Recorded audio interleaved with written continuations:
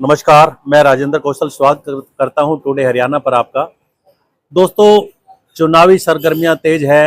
हरियाणा में चुनावी माहौल गरमा चुका है और ऐसे में अगर बात की जाए तो Congress, BJP, JJP, Indian National Lokdal, Aam Aadmi party अपनी बाहें फैलाए जनता के सामने पुकार कर रही है कि हमें बनाओ। तो किन मुद्दों को लेकर के पार्टियां एक राजनीति करती हैं और कौन सी पार्टी सेंटर में तो आ ही रही है मोदी सरकार? क्या हरियाणा में कांग्रेस का हाथ आगे बढ़ रहा है या फिर बीजेपी सरकार फिर तीसरी बार हरियाणा के अंदर कमान संभाल रही है? बात करना चाहेंगे एक खास विद्वान लोगों से कि क्यों जरूरी है कौन सी सरकार। बात करेंगे इस मौके पर। जी नमस्कार। सर जी नमस्कार जी।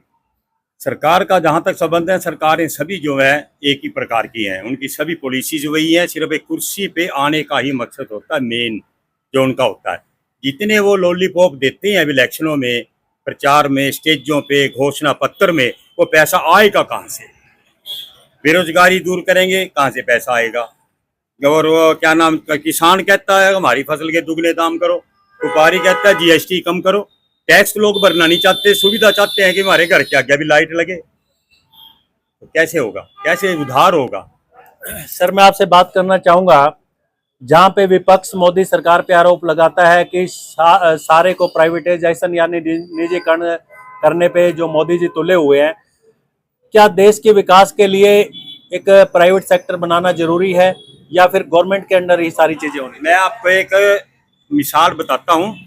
श्री मोरारजी देसाई जी जब फाइनेंस मिनिस्टर थे सेंटर में, उन्होंने कहा था कि अगर देश का कल्याण चाहते हो तो हर चीज का निजीकरण कर दो। सबसे पहले उन्होंने बैरियर हटाए थे, जितने भी करप्शन के अड्डे थे ना, बैरियर, उन्होंने कहा कि बैरियर खत्म कर दो, अगर टैक्स ज्यादा ना आए तो मैं फाइव मिनिस्ट्री छोड़ दूंगा। तो आप ये बताइए, इस बार हरियाणा में जो फाइट है हाँ जी।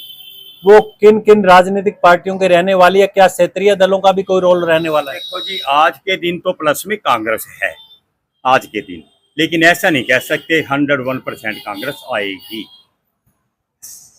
जहां तक सवाल रह गया दूसरी पार्टियों का, दूसरी पार्टियों से कोई भी इक्का दुक्का आ जाए तो आ जाए, नहीं तो निर्दलीय ज्यादा आएंगे। अच्छा, तो क्या आप ये बताइए, क्या बीजेपी का कमल तीसरी बार हरियाणा में खिल सकता है? सस्पेक्टेड सस्पेक्टेड है, संभावना है इस बात की। तो कैथल की राजनीति की अगर बात की जाए, रणदीप सिंह सुरजेवाला या फिर बीजेपी का कमल?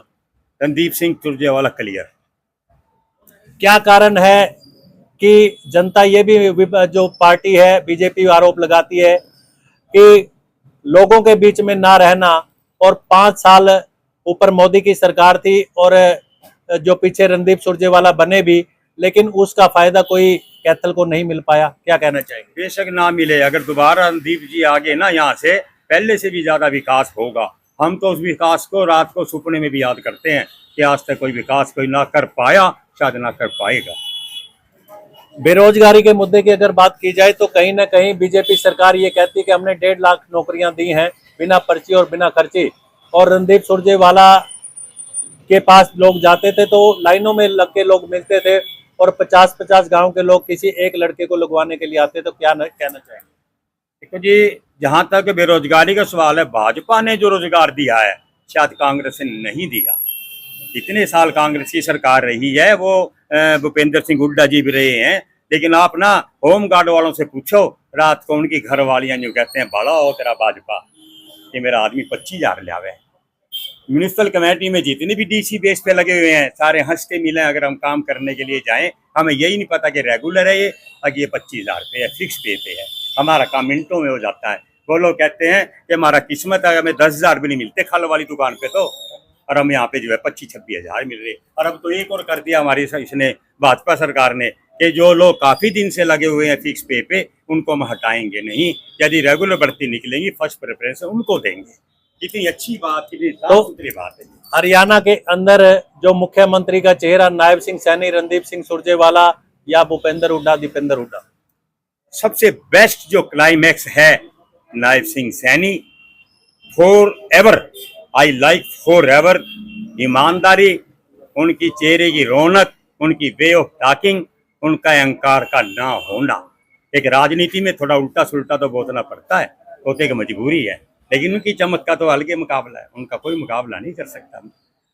तो दोस्तों आप देखिए, कैथल की जहां विद्वता की बात की जाए कि अगर एक पढ़े लिखे लोगों से और एक व्यापारी वर्ग से बात की जाए तो किस तरह के विचार एक आम जनता बीजेपी और कांग्रेस के बीच में रख रही है और चौटाला सरकार के बीच में रख रही है, ये आप खुद अंदाजा लगा सकते हैं कि आने वाला अगर कोई भविष्य का चेहरा सीएम के तौर पर है तो क्या इन एक बुद्धिजीवी लोगों ने बताया है।